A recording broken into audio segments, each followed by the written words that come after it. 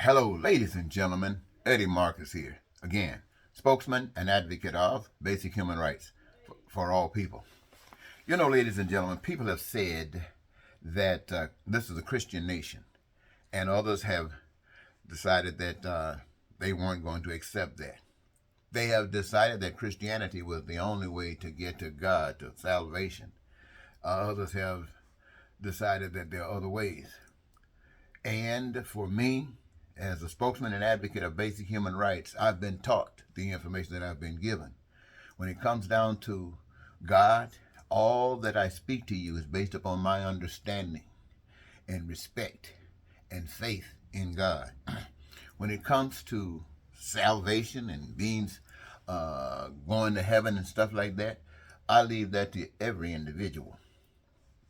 Follow religion, follow organizations, study the scripture for yourself, whatever works for you. But it must work for you.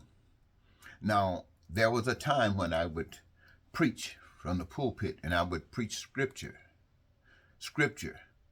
And what opened my eyes was prayer. Prayer in behalf of those who ask for prayers. Because when you send a prayer up and you are sincere, you will get an answer. I was definitely sincere every time I spoke to God about the problems that people came to me and said, shared this with God and asked God for some guidance. The guidance came, which says, I have prepared that those things that you request of me, you can do yourselves. And as you understand me, you will be able to accomplish them. So when you ask God for a job, you got to understand what that means. When you ask God for the basic human rights, the basic survival, the basic, they got to mean something to you. They got to be able to call forth a commitment from you to engage yourself in this. Otherwise, you do not exist. And so, what I have been given, and let me just pause for a moment to show you how important it is. This simple thing that I've been given. If you want to go to a law library, you will see books, all kinds of laws, rules, and regulations. Sometimes buildings are not enough to contain them. With computers, well, maybe they can put them on the clouds, and they're doing a whole bunch of new things today. It all comes based upon necessity. Where am I going? This is where I'm going. This God that has said, it is in your hand, it truly is in your hands. Now, as I was talking about the library with the law books, I was listening to a group of discussions today from gentlemen who were talking about cosmos, talking about the zodiacs, and all of this relative to the man's thinking. And yet I sat there and I thought about all the people on the earth listening to that. And I thought about just watching them listen to each other. It just seemed as if they were calling words, but they meant everything to them. And I'm thinking to myself, all of us, those words mean nothing. Nothing. And if you listen to them talk, they essentially were saying that there's too much to talk about, so talking is just a waste of time. And the only thing that is structurally important is action, because action speaks for itself. It is or it isn't. And so this is the guidance that I have been given. Basic human rights for you, basic human rights for everyone that calls themselves a human. Coming upon this earth, you come, you bring with you, you got responsibility. You are a responsibility. And to come here, you have what?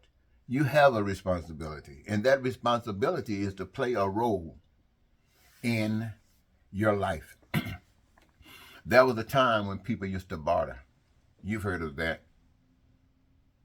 It was people spread afar.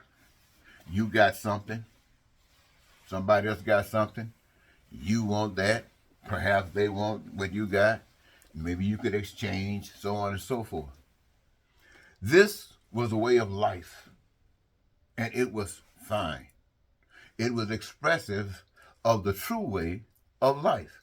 The true way of life. It's still that way today.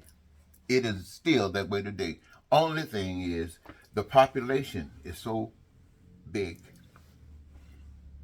So rather than go to your neighbor with a gift or something to try to get something, you engage yourselves in the process of creating. This is your service. This is what you give. This is what you give. And you're not just giving it to one person. You're giving it to the reservoir of goods and services. You're giving it to the reservoir of goods and services. Whatever your gift is, whatever your talent is, whatever your service to humanity and the existence of a human race that is in peace and prosperity and freedom and joy and happiness and your dreams coming true, where your needs, your wants, and your desires are met. You come here with the gift and you exercise your gift and you put it in the reservoir of goods and services available to whomever requires of it. Plain and simple. So what are you doing? You're making food, clothing, shelter, education, healthcare, transportation, infrastructure, cars, trains, whatever you make. That's what you are doing. And where does it go? In the reservoir of goods and services. And what are the resources that are being used? They are resources that come from the earth. They are just as given as diamonds, as rocks. They are just as given as water and air. And it's there for the benefit of what is required to do the things that we the people have determined are essential for our living on this planet today. That's simple. That is simple. I guarantee you everybody that just heard me can go and articulate what I have just said. The simple way of life. What does it mean? It means that you work. And because you work, nobody is better than you. I heard these guys talking about intelligence, how much intelligence you can have, and that's because you have been given that. Hey, I don't know how to create a computer. Sometimes it's hard to even work this telephone. But somebody does. Can you imagine electric lights? Can you imagine the things but these people are just people just like you and I. They had a gift that came here with them for the purpose of what they would use for. So are you. Yours is not to do that. But because they do that, is not any more important than what you've been given to do. We cannot do without those lights any longer. And we cannot do without what you do any longer.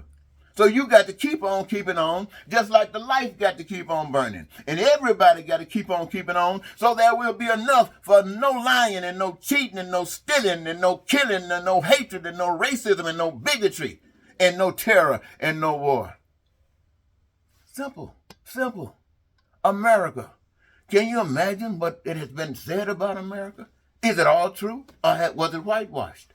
I hear now they're talking about writing history, eliminating the ugly parts of it that happened 100 years ago or so, or 200 years, or yesterday. They want to redo that. And how they want to redo it? By repeating what they did then. Ain't that something? I heard somebody say it was white, rich, well-to-do people that shaped America and America's way. But it appears it's going to be a black and poor people that's going to be able to free America. Because, see, America right now is trapped on money. America's whole existence today is about money. It has them by, I started to say by the hand, but something else crossed my mind. I'm not going to say that. But they are trapped. Everybody, everything, money, money, money, money, money. How you get it? Somebody controlling you, somebody bossing you, somebody's paying you. You are a slave. Hold it. All of that stuff happens when you stray away from the truth. These are nothing but abuses. These are nothing but people using you. Let me ask you something. You got a conservative and you got what they call a liberal. Both of them got the same requirements for survival. But one wants to conserve and one wants to be liberal. Now, what does that mean? It seems to me that the one that wants to conserve want to make sure their cupboards are bare, and they're not worried about the cupboards on the other side. But they are worried about theirs. And it seems as if liberals, they say, is concerned about themselves and as far as they can get away with, because they are not for everyone. Why do I say it? Because never, Republican or Democrat. So, where is it going to stop? It's going to stop with you, the people. When you, the people, get fed up, and I promise you, rich people are not going to get fed up. Not from getting more rich. They're not going to get fed up from that. But they will get fed up when what they have been doing to profit off you stops. What does that mean? That means when you resist and do it no longer. Follow that course no longer. Violence is not your way. The example is the way. We need to stand up and show the darkness the light. It was wonderful when you come in the house and flip a switch on. And it was night. And now you can see. Pain and suffering. People can't pay bills, can't go to the doctor, can't go to school. Hey, it is wonderful to know that you can. And how simple is it? Right now, it's very complicated. It's very complicated because people got, I want this job, and I need these people, and I'm paying these people this. And people are getting fed up with this kind of abuse. But when you say everybody, choose your career. Choose the career that gives you, as far as you're concerned, your greatest joy. If you're not qualified, the educational system is open, committed to aid you in whatever you need to get you prepared to be the best that you can be. Don't worry about getting sick. We're making sure that we provide the best kind of foods that you would stay healthy and it won't be slipping in on while you're having a good time. No, it'll be working healthy for you. Not only that, everything is done more beautiful. Why? Because you're not something that is exploited now. You're something that we need and you need. And we're changing this world by changing ourselves and this country. And where we go from there, I want to thank you so very much, ladies and gentlemen, for giving me this your time. Truly indeed, it's been a blessing. I really wanted to say something else that I didn't get a chance to say this time, but you know, I'll be back.